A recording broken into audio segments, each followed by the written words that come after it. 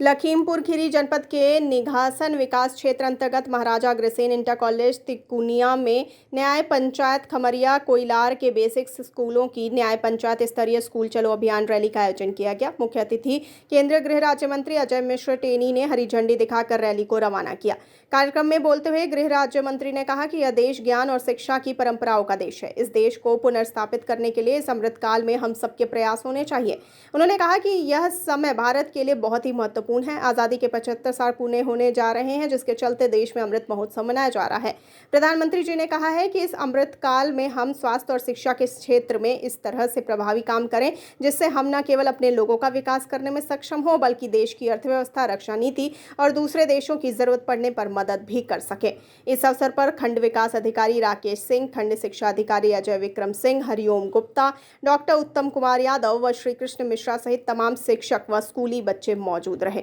आइए देखते हैं लखीमपुर खीरी से हमारे संवाददाता विमल मिश्रा की ये रिपोर्ट। और एक साफ उद्देश्य, हमारी जो पूंजी है, जो लोग पहले मानते थे कि जनसंख्या हमारे लिए बोझ, हमारे प्रधानमंत्री जी ने कहा ये हमारी पूंजी, और ये पूंजी अगले 10 साल के बाद पूरी दुनिया में एक ताकतवर पूंजी के रूप में प्रस्तुत हो सकती है। अगर हम स्किल्ड हो, अगर हम शिक्षित हो, अगर हम ज्ञानवान हो, रिसर्च में आपकी रुचि हो, तो आप निश्चित रूप से दुनिया को अलग अलग तरह की समस्याओं के लिए अच्छे समाधान देने में आप सफल होंगे, और जब समाधान देंगे तो आपका सम्मान भी बढ़ेगा। इस दृष्टि से ये शिक्षा नीति बहुत आवश्यक है। दुनिया ने भी सतत विकास के जो लक्ष्य रखे हैं उसमें शिक्षा को चौथे नंबर पर रखा है, लेकिन शिक्षा जिस तरह से हम जानते हैं किसी भी मानव के विकास के लिए, समाज के विकास के लिए और राष्ट्र के विकास के लिए बहुत ही आवश्यक होती है, और उसमें अध्यापकों की सबसे बड़ी भूमिका होती है। मैं समझता हूँ जिस तरह से अभी आप सबने सर्टिफिकेट लिए, आपने रजिस्ट्रेशन के जो लक्ष्य सरकार ने दिए उनको पूरा किया, और जिस तरह से आप अपने अपने विद्यालयों में काम कर रहे हैं, निश्चित रूप से आप जो शिक्षा नीति है उसको लागू करने में भी सरकार की भी मदद करेंगे, अपने प्रयासों को भी करेंगे, और उससे हमको सफलता भी मिलेगी, ऐसा मेरा विश्वास है। लेकिन ये जो समय है, ये समय भारत के लिए बहुत ही महत्वपूर्ण है। इसीलिए हमारे प्रधानमंत्री जी ने 2021 को 15 अगस्त को ये कहा था